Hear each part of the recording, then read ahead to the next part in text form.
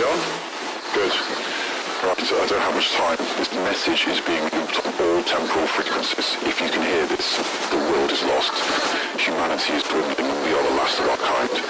We ignore the signs. It started off so slow, but gradually the machine started becoming more and more like us until it was too late. Keep this warning. Don't let them in. Don't listen to them. Don't listen to them. Welcome back, everyone. This is Scott Reece with Rob Cardosi with our show called The Rabbit Hole with Cardosi and Reece. Welcome, Rob. How are you, my friend? I'm doing all right. Got a little slight chest cold, but I'm doing good. I'm here. Got to be here for the fans, right? That's right. You gotta push through and get out some great, some stuff to talk about on the radio, that kind of gets people thinking. And hopefully that's what we do here at the Rabbit Hole. We kind of jump down rabbit holes with, music, with bands, with older bands, newer bands, anything that sparks our interest. And we also have a segment that we call 6 Degrees of Separation, and that was suggested by a listener, wasn't it, Rob? Yes, it was. We got some good feedback on the different ones we've done over the past couple of weeks, so we decided to make it a full-time segment of our show. So thanks for everybody for listening, and just to let you know, we actually do read all the comments and suggestions that we get from you, and we take them into consideration. We do. That if you're not bouncing off of your audience, then you have to do that to see what we're doing good, what we're doing bad, and what we can improve on. Yeah, definitely. Yeah. If it weren't for you guys, we'd just be sitting here talking to ourselves, and that's not a good thing. No. We're just playing with ourselves, Yeah. Yep. So today we are going to be, what are we going to be talking about? Because you are the expert in this, and I'm going to be guiding your knowledge through, the subjects we're going to be talking about today. Today, we're going to do a 6 Degrees of Separation to Johnny Cash. Johnny Cash, the Man in Black. Yes, sir. And also, I'm talking a little bit, it was suggested to me, I actually learned something the other day from a very special friend of mine who suggested we do something about the $1 Million Quartet that I did not know was actually made into a Broadway play and everything. Really? Well, why don't you talk about who is in the $1 Million Quartet? We have Elvis, Johnny Cash, Jerry Lee Lewis, and Carl Perkins. Very big in early country music. Yeah. So it was Jerry Lee Lewis on piano, Carl Perkins playing lead guitar.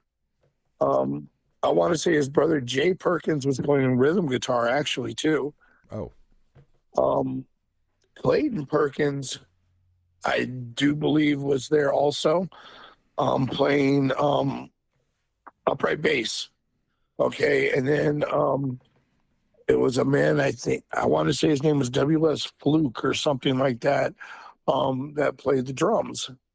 Okay, and they were all in the recordings at Sun Records, recording some stuff. And Jerry Lee Lewis came in, and then in an impromptu thing, Elvis happened to stop by. Really? With his girlfriend, just to stop in to Sun Records, and Sam Phillips decided to keep and they started jamming and everything, and Sam Phillips decided to keep the session going and kept recording it. Now, let's jump back. We have Sam Phillips he owned Sun Records. And who was the first person that he signed back in the day? Who was that? Was it Elvis was the first one? Or Well, no, actually it was Carl Perkins. Carl Perkins, okay. Carl Perkins was on his label first. That's back when Sam originally started doing gospel stuff. Really? And then Elvis came along, and he brought Elvis in. And then, of course, Johnny Cash. I do actually recall a time, and it has been heavily quoted, that when Johnny Cash went in to record with Sam Phillips, he went in to play some gospel stuff. And Sam Phillips literally said, I can't use that. I can't use that same old stuff that everybody else is doing and it's heard a million times. He goes, I want to know one thing.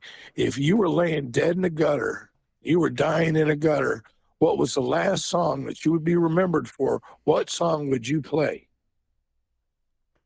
And Johnny played Cry, Cry, Cry. No, that was Jerry Lee Lewis. Johnny played Folsom Prison, which is a song we all know that he wrote while in the Air Force, not actually in Folsom Prison. And that was what brought Johnny Cash into it. And then later on down the line, Sam found Jerry Lee Lewis. So there for a good many, 1963 to about 1968, 67 in there somewhere. Sam Phillips had to be one of the most powerful people in the music business. Well, Because he had four of the biggest acts in history. Wow. But he lost them all. And how did he lose them? Well, of course, the whole story with Elvis, Tom Parker stole him away. And with Johnny, he got really bad into substance abuse and everything. And he basically left music until his wife, June Carter, brought him back into the fold, and they started their own situation, And then, of course, we all know the story of Jerry Lee Lewis and his teenage bride, which caused him to cousin. Teenage cousin bride. They had him fall out of graces with the public. And then Carl Perkins just went on a different path and got out of music altogether as far as recording, and just became more of a writer, because a lot of people, if you don't know this, Carl Perkins was responsible for some of Elvis's biggest hits, like Blue Suede Shoes and Hound Dog. He wrote all those? Yes, he did. Oh, wow. And he was a brilliant guitar player. Okay, I got a question. For you.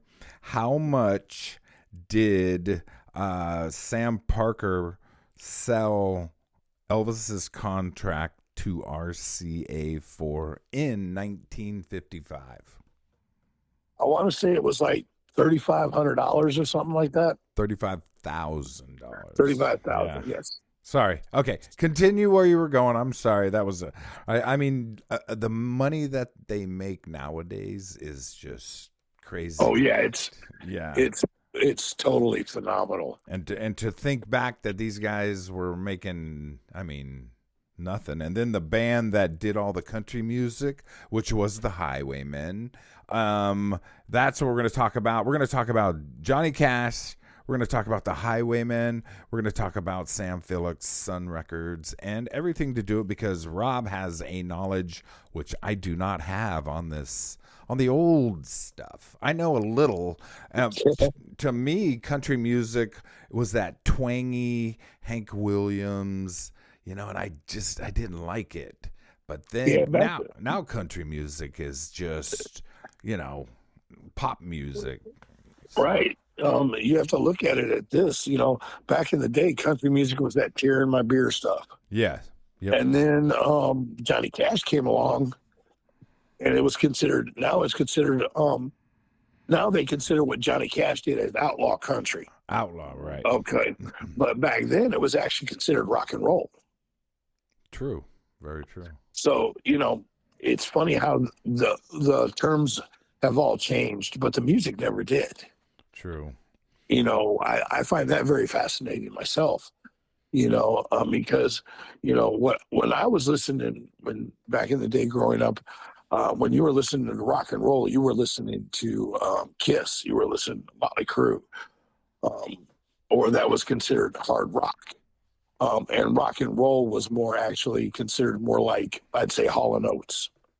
True. You know what I'm saying? Well, That's that style. But if you go farther back, you look at Johnny Cash, and he was considered as rock and roll. And now he's country. True.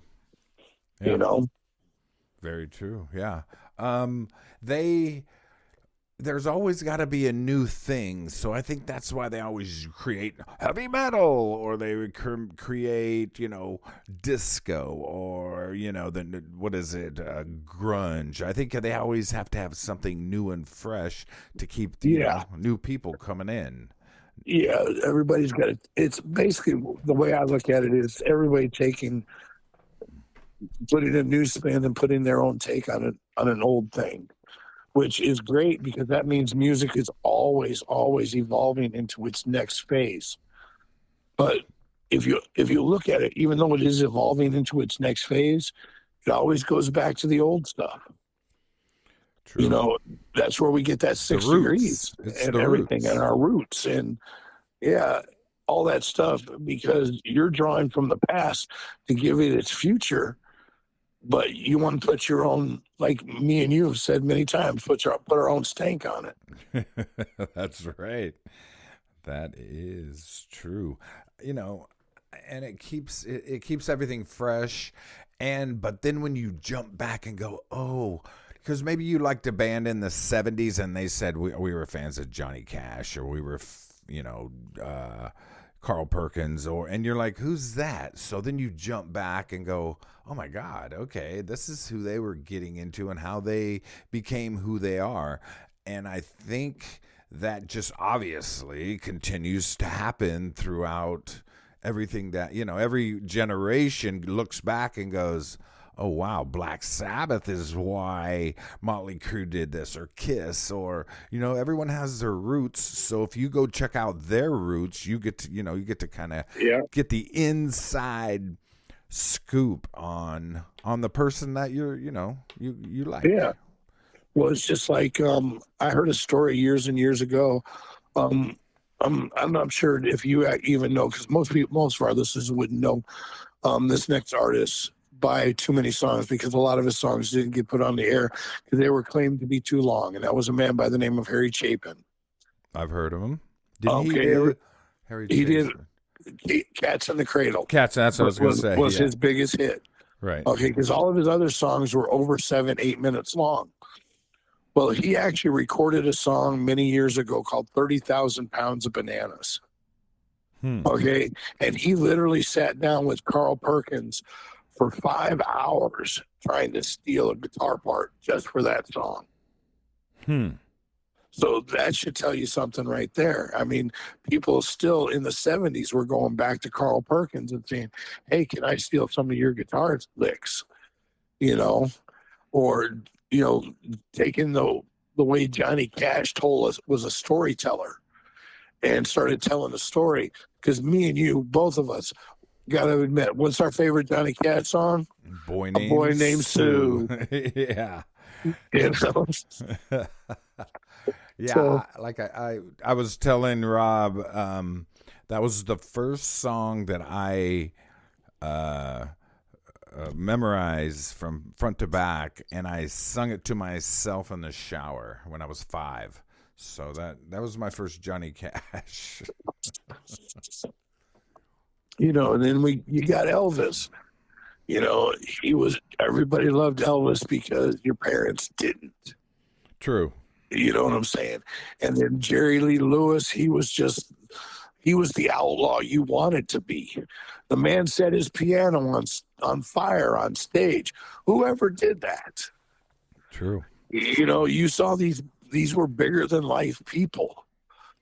Well, they created a persona. And I think they didn't even know what they were doing. You know what I mean? People now are like, well, I'm going to do this and this and that, and I'm going to be a different whole. I'm going to recreate myself. I think that was really who they were back then. Right. And then you have to ask yourself, what would rock and roll, or what would music industry have been? Would if Sam Phillips would have been able to hold on to those 4 musicians, those 4 core musicians, would he be Capitol Records now? Right. Well, or would he still have been a record label that 90% of the people today have never even heard of? True. The only people that know Sun Records are the diehard Elvis fans, the diehard Jerry Lee Lewis fans, and stuff like that. It's not a common name like Capitol and Virgin and stuff like that. You know what I'm saying? So just imagine what it would have been like for him to hold on to those core people. Right. But yeah, and he had it all for a flash in the pan. But that comes down to, it shows how fast and how quick the music industry can change. It'll give you every dream you ever wanted in an instant and take it away in the next. But it keeps making music, which is the great thing about it. It's always looking for its next great thing. And with Sam Phillips, he gave us four of the greatest. So many times I've been just cruising down the road, and even to this day, an Elvis song will come on. You can't help but turn it up. Oh yeah. You know what I'm saying? Jerry Lee Lewis, Great Balls of Fire, High School Confidential comes on, and you're like, that brings back a memory. Correct. And stuff like that. And I think it touches us more than some of the music nowadays, because the musicians put more into it back then. You know what I'm saying? Well, think of the recording process. I mean, they had a 4-track recorder, an 8-track recorder, not probably a 4, correct? What do you think? Right, definitely. And that gets us back to the $1 Million Quartet. Sam just left the stuff recording while these people were in there jamming. That's all it was a jam session. Yeah, and he never intended to release it. And they did release it, correct? No, they never released it until somebody found the tapes in the 1990s, and they did a remix of it, and they put out a few of the songs and everything like that. Granted, there's not a lot of Jerry Lee. I think there's only one recording of Jerry Lee Lewis doing "Cry, Cry, Cry," but they redid a song called "Moonshot," which is one of Carl Perkins' songs. They did a version of "Hound Dog," and I'm not sure what song. I cannot remember exactly, but Johnny Cash came in and sang a couple of his hits, and they just let it record, and somehow, some way, and nowadays that would never happen. You find something like that happens, and you got a super group. You know what I'm saying? Well, so yeah, basically, the $1 Million Quartet was the very first super group. But they didn't capitalize on it. Nowadays, if that would have happened, oh my God, they would be on tour the next week. Oh my God. Yeah. I can recall, what's some of the biggest super groups you remember? Damn Yankees. Asia. Yeah. That was Ted Nugent. A guy from Night Ranger. Tommy Shaw, and then the Traveling Wilburys. Yeah. Basically, the Wilburys were basically an extension of the $1 Million Quartet. It just kept on, but it was 30 years later or 40 years later. I don't remember when it had been 50s, 60s, 70s, 80s. Yeah. 40 years later, we had the Traveling Wilburys, which at that time, Roy Orbison, Tom Petty, and George Harrison, and I can't remember the other guy. And the guy from what's his name? He had the curly hair. ELO. Yeah. ELO. Yeah. So. No, it's great to go back into see how the music back there affected everything. You know what I mean? It turned like the Beatles. When the Beatles came in, they changed everything. Everything just, from the appearance on the, what was that? Not Lawrence Welk. Ed Sullivan Show Ed Sullivan was their first appearance in 1964, I do believe, or 63. Now, do you think that the $1 Million Quartet could have been if they had the audience like that, or do you think the Beatles changed it like grunge changed the heavy metal, in the 90s? I think you're right on that in a little way. I think the Beatles were the next step in music evolution. You know what I'm saying? It went from, like I said, like you had mentioned, the Tear in My Beer Country to a little bit more rockabilly style. Twangy. Into that twangy rockabilly style, into that I Want to Hold Your Hand, the upbeat pop. And that's where the Beatles came in, and they took what they had from all these people and put their own stank on it. And then from that, we had people like in the wings, the younger Gene Simmons and Paul Stanley listening to the Beatles and saying, hey, we can do that, but we can do it better. Right. And giving us a sound that they thought that nobody had heard. And then Motley Crue coming along years later going, hey, we can do it better than them. And then Metallica saying, oh, yeah, you think you got it right? Now try ours. True. Very, very true. Yeah, I think, back then it was so limited, like we talked about. You got a newspaper article, or you got a fan magazine, or there really probably wasn't even that back then. I mean, Elvis probably was one of the first fan clubs. One of those. All of no one thought of it. I think everybody takes something from what, if you don't take something from everything you've learned, you're not really growing. And obviously, every band before them, you have to do a little thinking and go, hey, they did this, well, we can do this. It's basically just like it. It's the same 3 chords, but we're just going to add this to it. Right.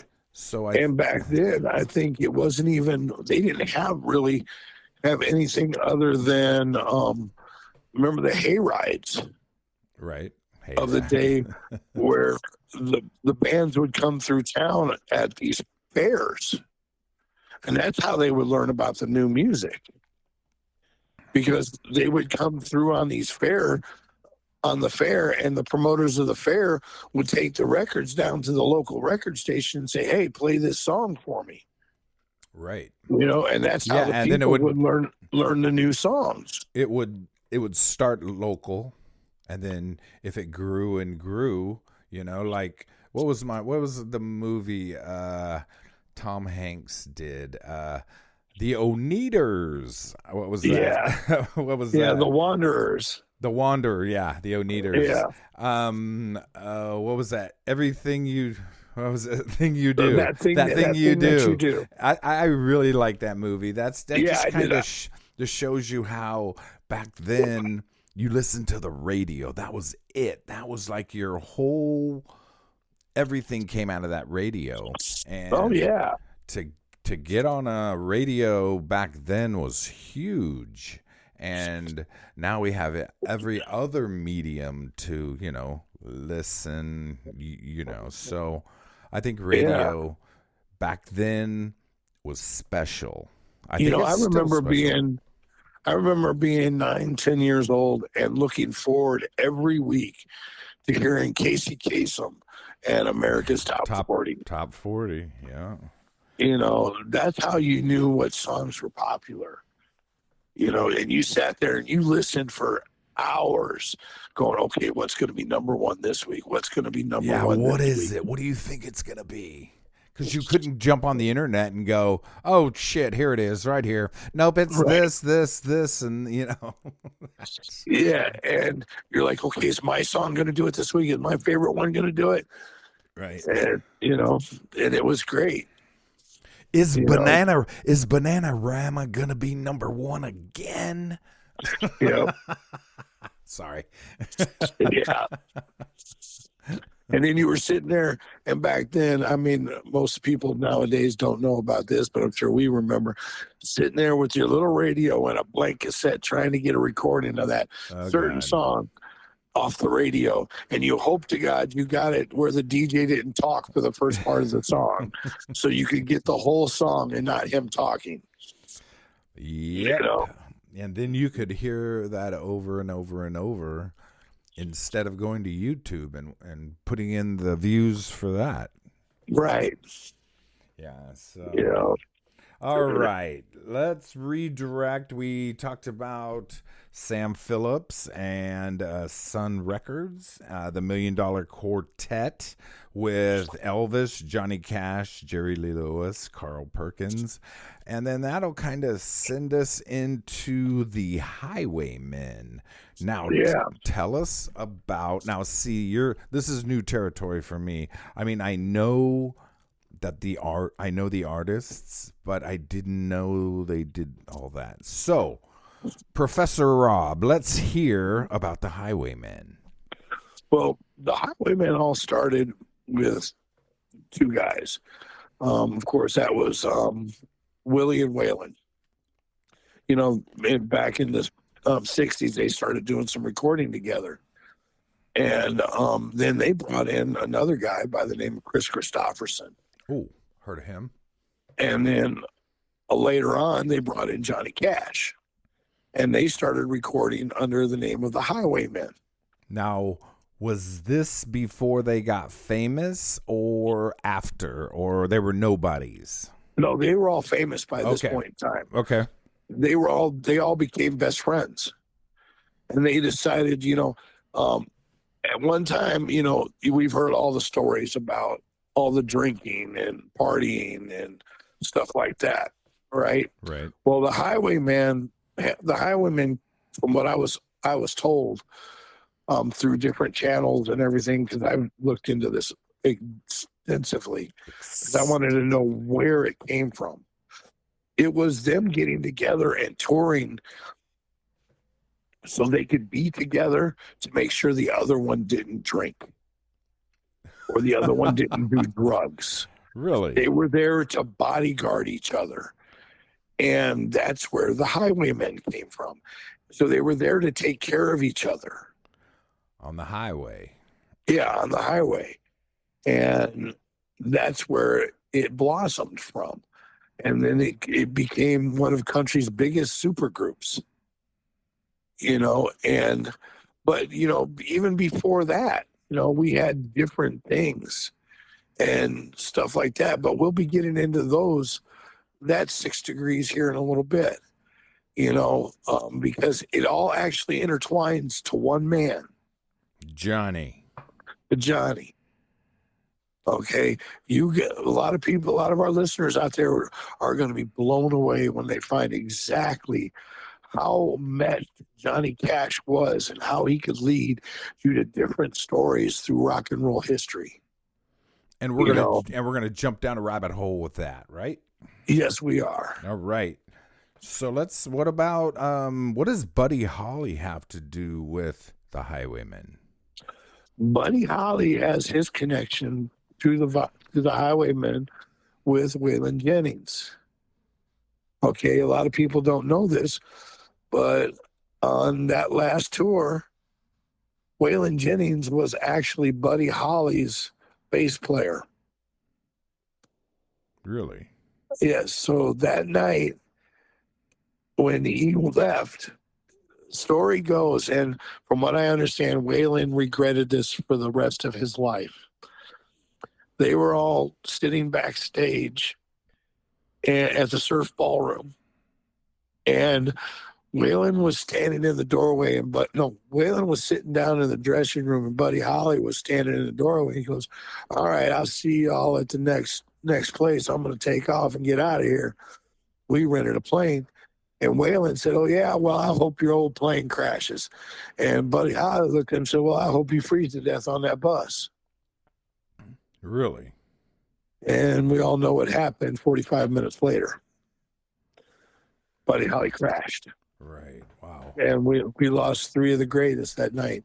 The Big Bopper. Who was it? The Big Bopper, Buddy Holly. Big Bopper and Richie Valens. And Richie Valens, that's right. And Buddy Holly. Right. But yeah, Waylon said he regretted that. That night haunted him for many, many years because he literally looked at Buddy and said, I hope your damn plane crashes. Man. And then it does. Holy crap. Yes. Wow. That's not. And then it does. Right. And believe it or not, though, Carl Perkins was actually there too. Well, Carl Perkins is the one that lost the coin flip to Richie Valens. Wow. He could have been on that plane too, but no, he lost the coin flip to Richie Valens, so Richie Valens got his seat. Got to take the seat, correct. Now, Waylon Jennings was the guitar player for... No, he was the bass player for Buddy Holly. For Buddy Holly, okay. He was the bass player. And Chris Christopherson, how did he get into this supergroup? He was a writer, wasn't he? Yeah, he was a writing friend of Willie Nelson's. Okay. Him and Willie used to write a lot of songs together. And they kind of give credit for the actual term outlaw country to Willie Nelson and Chris as being the first real writer. Yeah. Okay. He was the first writer that was kind of worked with the other three guys. Right, pretty much. He was responsible for like the song Pancho Villa, and what's the other one? Willie's biggest song. Why am I drawing a blank? See, folks, sometimes you have too much knowledge and it gets stuck. It gets stuck up in there. It's like a log jam up there. But they also, Chris is also the one who wrote The Stranger, which we all now know as the Dukes of Hazzard theme with Waylon. Really? There you go. I did not know that. I guess a lot of their themes of their songs were about road life, restlessness, loyalty, betrayal, faith, and forgiveness. There you go. That just clicked back. It was On the Road Again. It was one of the very first songs that Willie Nelson and Chris Christopherson wrote together. Really? Nice. Yeah. Now, I mean, imagine being in that room, being a fly on that wall. Yeah. If you want to really learn a little bit about that, the whole character of Rooster in the movie Honeysuckle Rose, okay, with Willie Nelson, is actually based on Chris Christopherson. He's a fictional character, but he's based on Chris Christopherson and Willie Nelson's career together. Wow. So if our listeners want to check that out, it's a great movie. It's called Honeysuckle Rose. I don't think I've ever seen that. Yeah, it stars Willie Nelson and what's his name? Oh my God, I can't remember his name. It's an old 1960s movie, so check it out. Check that out. Yeah, they have a great. Like I said, I never got deep into the country music. I mean, everybody knew Johnny Cash and Waylon Jennings and that, but I never knew the history of it. And jumping down this rabbit hole has been very cool because you see a lot of the artists of 70s, 80s, 90s that grew up in that, and they put their stank on it, and changed it. That was really cool. And And the Highwaymen led to, I don't know if you've ever heard of Thomas Gabriel or Wayne Jennings. Now they're grandsons, correct? They're the grandsons of Johnny Cash. Tommy Gabriel is Johnny Cash's grandson, and Wayne Jennings is Waylon's grandson. They're kind of keeping the life and the memory of the Highwaymen alive, and have started recording together. And they're both great country artists in their own right too. They paid their dues, and they're putting their own time in, and they've made some great music. Well, they have a pedigree that agrees with them. Do they sound like their grandfathers or what? Oh, Wayne Jennings, you close your eyes and you'd swear to God it's Waylon singing. Really? He sounds that much like Waylon. Now, Thomas, he has his own style, but you can still hear that Johnny Cash in it, but you can also hear a little bit of that June Carter pep in it. You know what I'm saying? And as we know, Willie Nelson is still touring. Yes. Right? Yes, and they've actually done some stuff with Willie. Really? Yes, you can look them up on the internet and on YouTube and see some stuff that all three of them have done together. Really? I didn't. Wow. Okay. That's Yeah. good. That is good. What else would you like to tell us about the Highwaymen? The Highwaymen, you gotta love them. I love listening to their songs and everything, but the one song I do recommend everybody listen to is the song "The Highwaymen." The actual song? The actual song, "The Highwayman." And it's one of the coolest songs because listening to it, it just tells a story.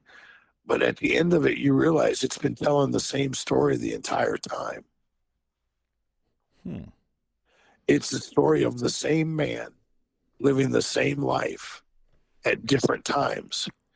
It's about a man being reincarnated as different things.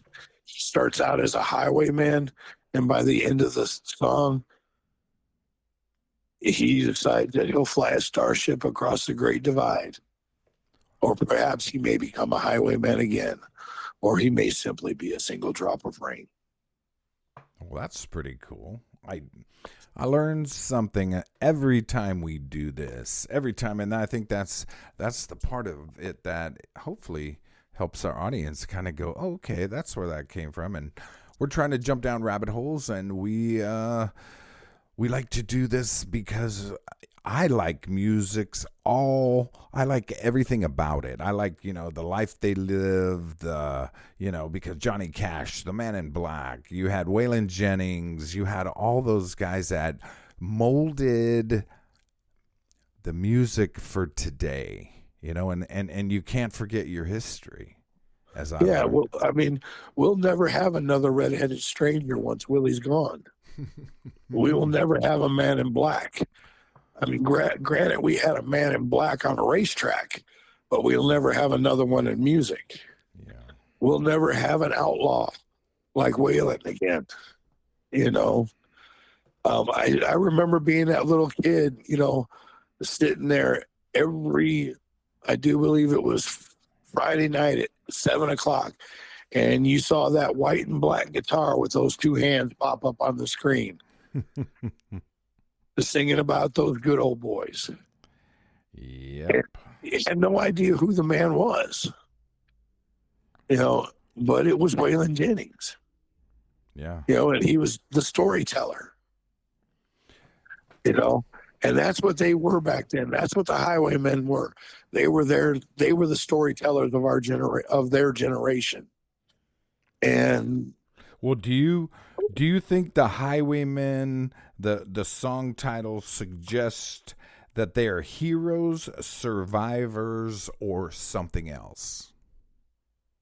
What I think everybody takes their own opinion from the song itself. In my opinion, when I listen to the song, I hear about a man that was telling his life, his story from start to finish about he kept going forward and moving forward into the next generation and learning about that generation until he found out that the entire time he was just looking for simplicity Okay. in his life. That's where the line where he'll just simply be a single drop of rain comes from. You know, that's what I took out of the song. Everybody else, it's like we say on this show, I'm not here to tell you what it's about. I'm here to make you think, what is it about? What is it about to you? Right. And that's what made that song so great. That it was one of those songs that it spoke to everybody, and everybody could get their own opinion from it. And nobody's opinion is wrong, but nobody's opinion is right either. Well, as in every song, you get to interpret it as you like, you know, and I think that's the difference between radio and a music video, is because the music video tells you what to think. Look, there's a girl, there's three guys with the guitars, they're on fire, they're doing all this. The radio, your mind gets to go, oh wow, okay, your mind gets to just create the scenario of the song that you are hearing. And I think that is where radio just blows away a video. You know what I mean? Because you get to let your mind do all the thinking and all the creating to what that artist created. You get to create it in your own mind. Yeah, there you go. Scott just taught me something today, everybody. I never really looked at videos that way. But it's right. The video is the band telling you, this is the story of this song. You know, so this is what we want you to know. Yeah. Where you're listening to the radio or some of the old albums and stuff, and you're laying back in the headphones and stuff, and you had to come up with your own picture in your own mind. Correct. And yeah, I think we're missing that. I mean, don't get me wrong, I love music videos, you know, but I think a lot of the music videos I like more are the performance videos, if that makes sense, you know, where they're not telling the story. But then again, I like some of them, because I'll never forget the first time I ever saw that 1938 Ford pull up and those three legs get out of that car. Yeah, right. Exactly. You know what I'm saying? Yeah.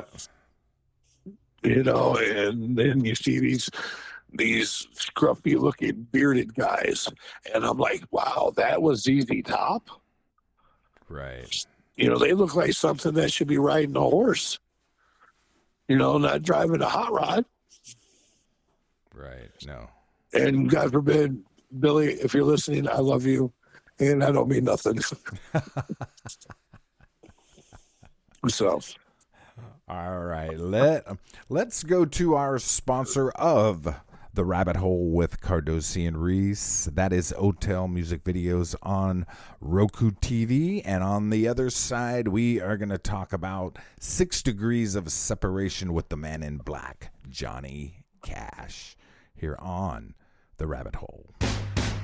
Trevor and Eileen build of ordinary to extraordinary life have created, produced, and managed the largest, at this time, all-original indie music Roku channel, Hotel Music Videos. They love to give back to help others be seen and heard for their life legacy.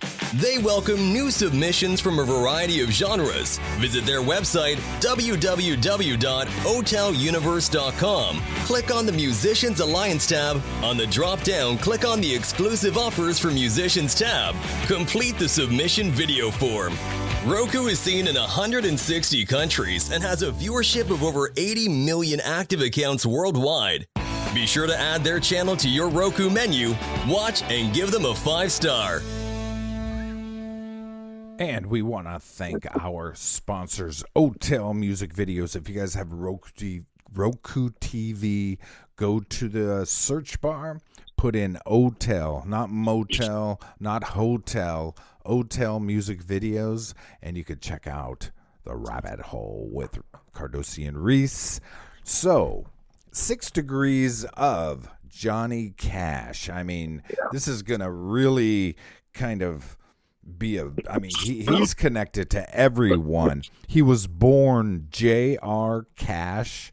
The Johnny came from his nickname Jack, and Cash basically followed him as his last name. But the bigger story is he leaned into a simple, punchy identity that fit his music. Yeah, I mean, great guy. So when did you, okay, we both, boy named Sue. So why don't you tell me, did you see the persona of him first, or did you hear his music? My farthest memory of was my grandpa. My grandpa loved Johnny Cash. Really? Okay. He even wore his hair slicked back just like Johnny did.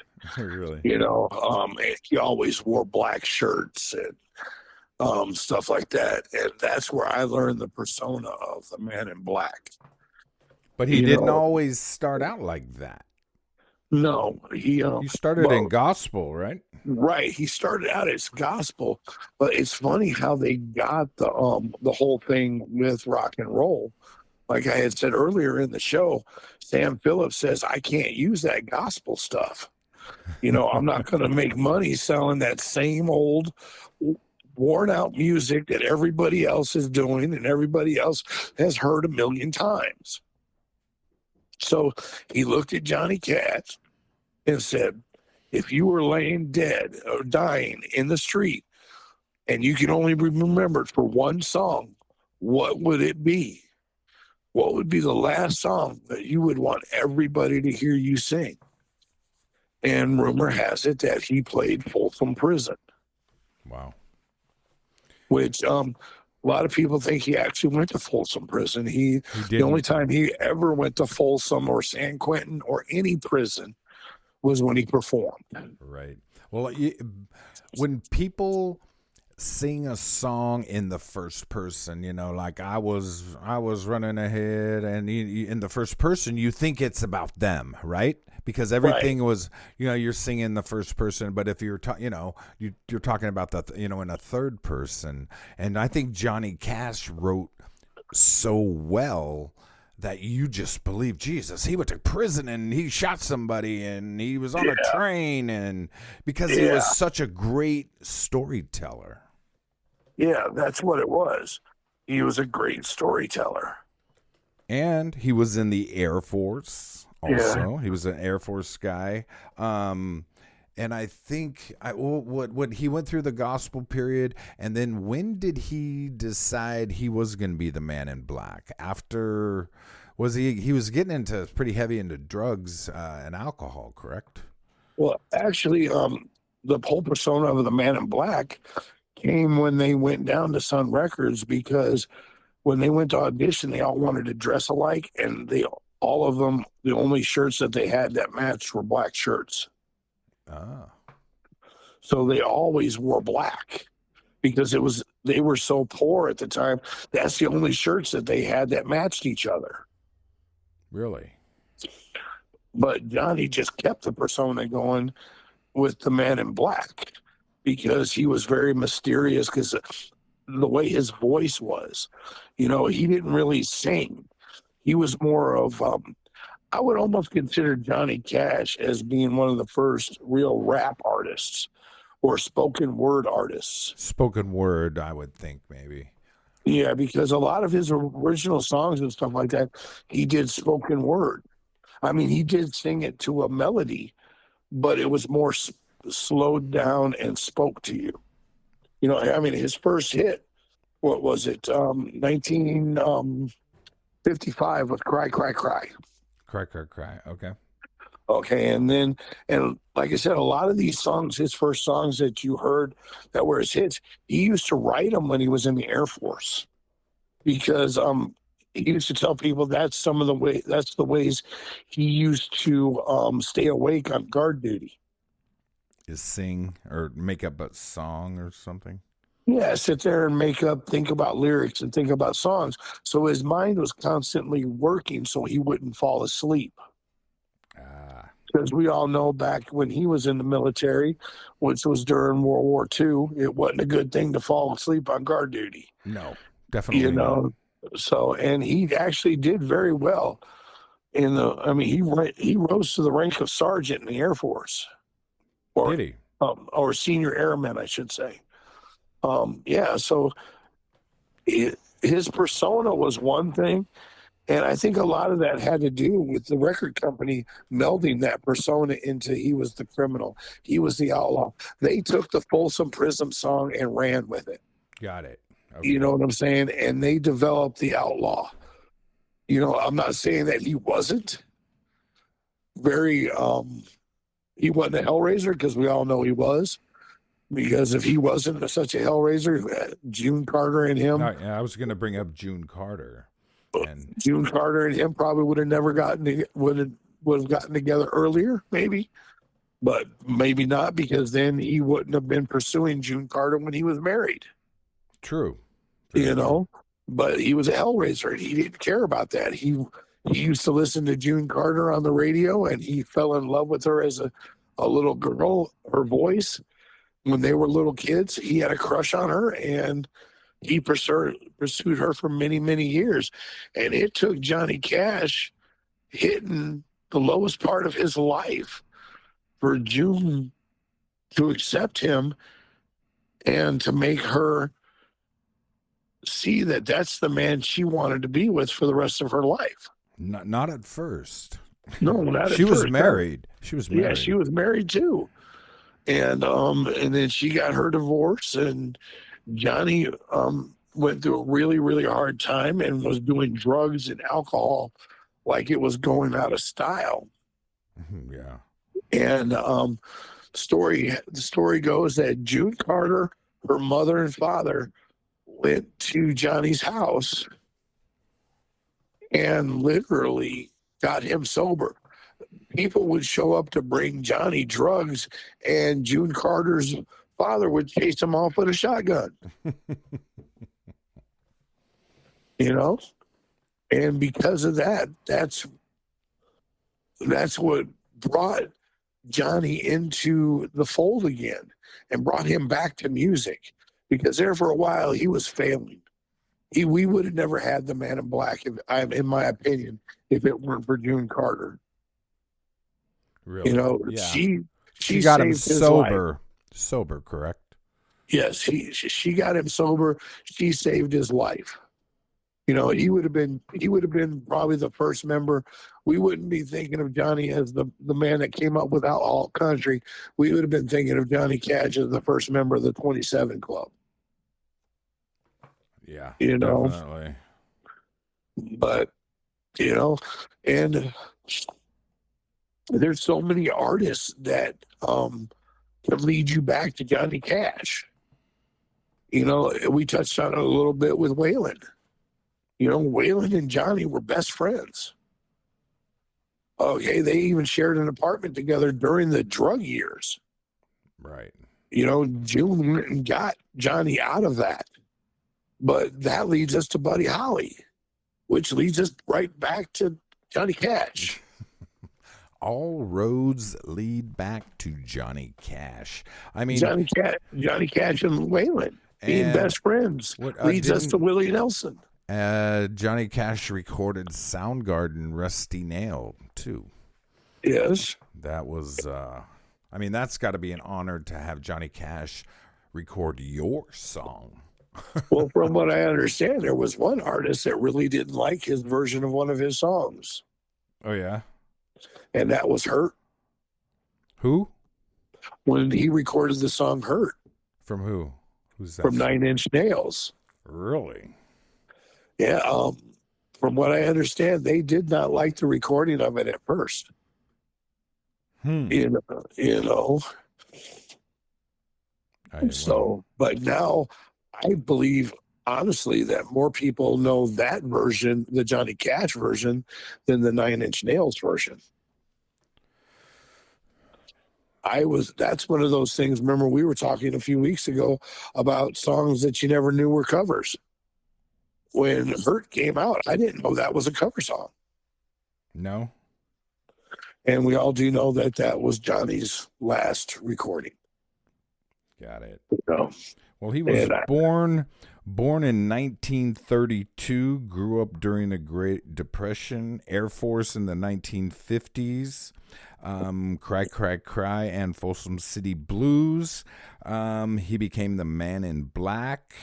I mean, he recorded Live at the Folsom Prison 1968. I mean, that was, I remember that. Just, I don't think I ever heard like the crowd in the background in this song. I don't know. Maybe that was one of the first ones. You can, the only one I think you can really hear the crowd on is he did a live recording at San Quentin. San Quentin. Okay. Different. Different prison, but around the same era. And in the San Quentin one, you can actually hear the crowd in the background chanting and singing along with him too. Because I'll tell you what, when he's doing A Boy Named Sue at San Quentin and he does that one line, the entire place erupted. When he just literally said, "My name is Sue. How do you do? Now you're going to die." The whole place went crazy.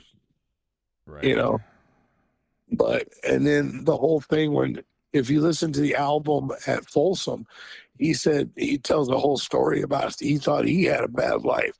And then he came out here to play for all you people out there, and he went and got himself a glass of this brown water. Right. And from what I understand, the people that worked for the prison got so upset with him, they wanted him to cut that out of the album because they didn't want people to know that they didn't have clear drinking water for the prisoners. Ugh. Because that was technically a violation of their rights. And at the time, Quentin didn't care. I mean, Folsom didn't care. You were there to do time. You weren't there to have, it wasn't a penthouse. You know what I'm saying? Right, yeah. Back then, they weren't going to call and turn you in and go and then have, CBS News go there. The water is brown. Back then, It was too damn bad. You guys screwed up, so... And thanks to Johnny doing stuff like that, other artists started doing songs. Doing it, right. Like, let's talk. There's another degree from Johnny to Bob Dylan. There you go. When Bob Dylan wrote the song The Hurricane about Reuben Hurricane Stutter. He wrote that because Johnny was doing his songs about San Quentin and stuff like that. So Bob Dylan wrote a song about Reuben being in New Jersey State Penitentiary, and being an innocent man. So right there again, Johnny kind of gave birth to the protest song. Yeah.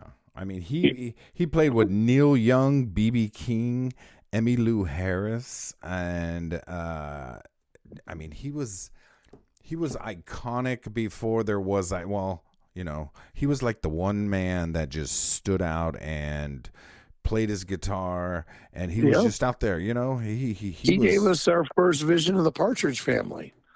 The what? The Partridge Family. Really? The first time anybody ever saw the Partridge Family was on Johnny Cash's variety show. I did not know that. That's how they promoted the TV show when they were coming out with it. They put them on the Johnny Cash show. So back in the 60s, there was I do not remember the Johnny Cash show. I was obviously. Yes, he had a variety show. It was in the 70s? 70s? Yeah, 60s and 70s. He had a weekly variety show called the Johnny Cash Hour. He was one of the first country music musicians to really do it. They kind of were expanding off of the popularity of the time of Hee Haw and stuff like that. But this was, instead of being geared towards kids and everything like this was more of it was sort of the country version of Midnight Special. Okay. And it was a show with Johnny Cash and June Carter. They would bring different acts on the show, everything. It was the predecessor to Sonny and Cher. Now remember, I do remember that. Yeah. All right, Rob. Well, I mean, Johnny Cash, we talked about the $1 Million Quartet.